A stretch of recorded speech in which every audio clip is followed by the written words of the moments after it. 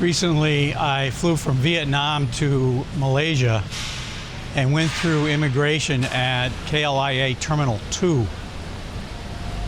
And I know from the title of this video, you probably think I'm going to complain about that, but you'd be wrong. My experience with KLIA Terminal 2, I can honestly say, has been nothing but spectacular the last time I entered Malaysia through that terminal. Immigration usually takes a long time, but now they have self-service kiosks where all you do is scan your passport. I think it takes your picture and maybe your fingerprints. I can't remember about that part. But it's very quick.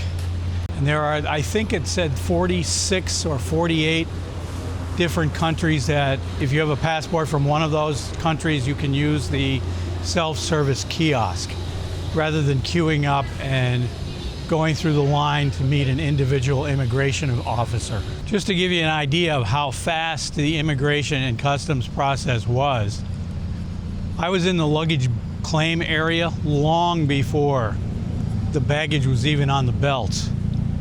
So the time that you spend in an immigration line is reduced by a lot. But you still might spend some time at the airport depending on if you have to collect a bag or something, because I'm not sure how they could speed that process up. Although some people speed it up by not having any luggage to claim after their flight. Now, the only downside with a system like that I can see is that you no longer get an entry stamp into your passport. So there's no record in your passport that you actually entered the country.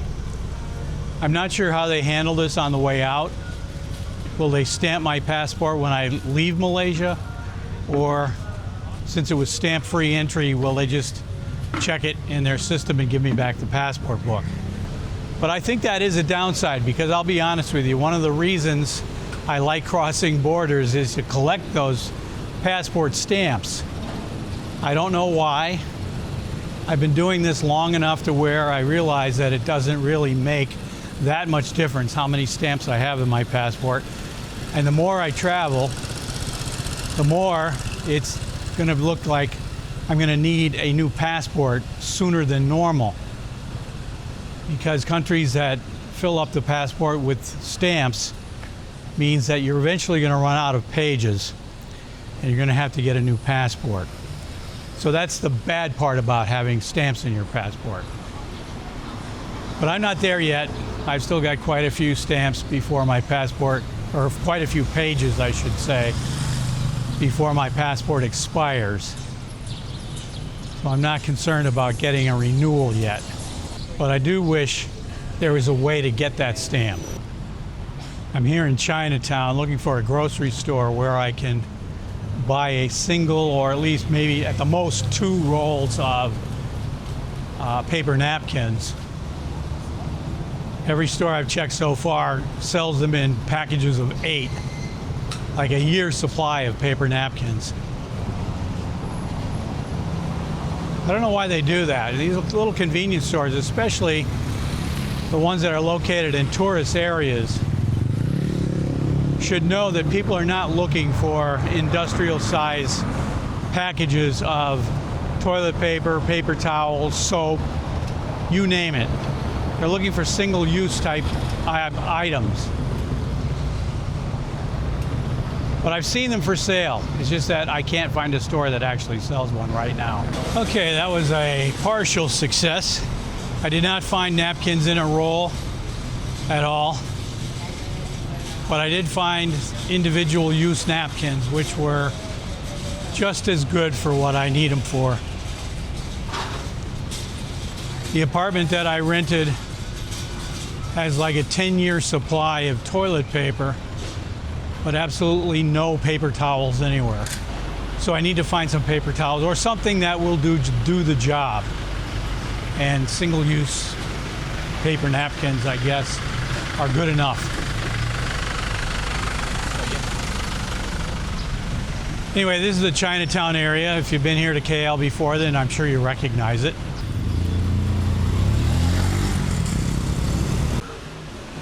This is a Saturday morning. I'm guessing it's probably around 10 o'clock. I don't really know what time it is. But in a few hours, this street will be jam-packed with people.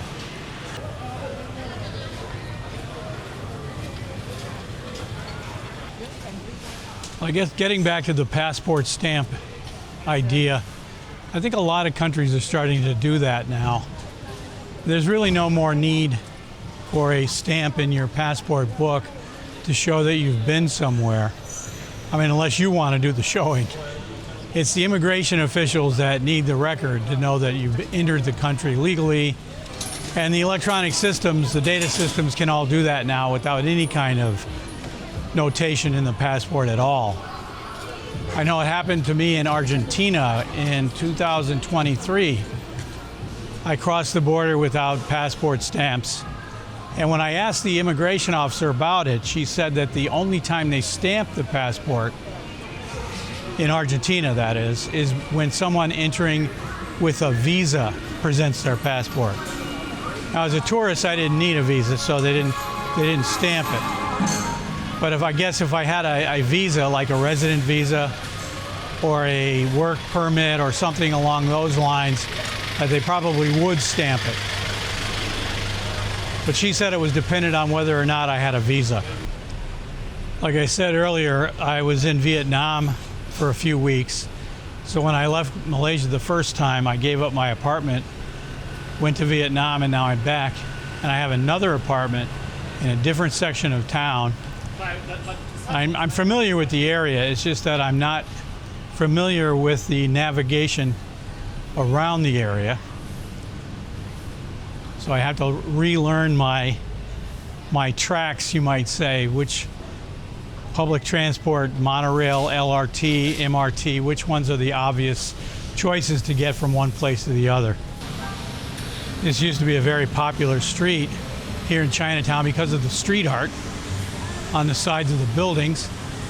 But as you can see, it's about to become a lot more popular when this building opens up in a year or so. When they first started building it, they said it was going to be the tallest building in the world. Not sure it is anymore. I think there's another building that opened up, or maybe two more buildings that opened up that are taller, but it's a big one. This is mid-November as I'm recording this. I'm not really sure when it's going to be published, but this is my last stop on Le Tour 24 before I head back to the United States, and that's going to happen early December. I forget what the date is right now, but it's in a couple of weeks. Getting back to the passport thing again, I think other than the passport stamp, I think a lot of people like to collect those.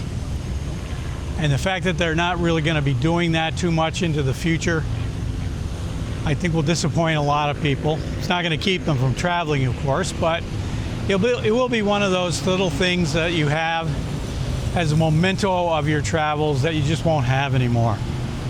So you'll have to think of some other way to memorialize it.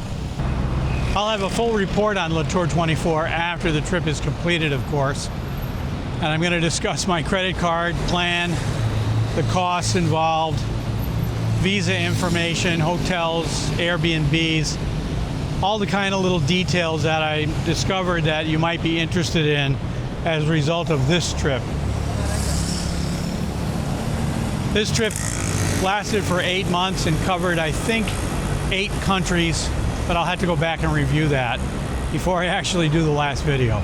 So right now from Chinatown, I'm going to be boarding the KL monorail at the Maharajalela monorail station and riding that one stop to Tun Sambantan and then walking to my new apartment from there.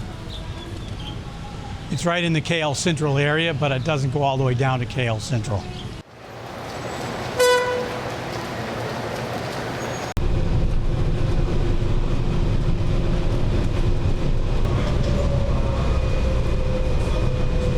All right, I think that's going to do it for this video. Thank you for watching, and I'll see you again in the next one. You didn't know that the monorail had a whistle, did you? Not many people do. One of those interesting but mostly useless facts that you pick up the longer you hang around Kuala Lumpur.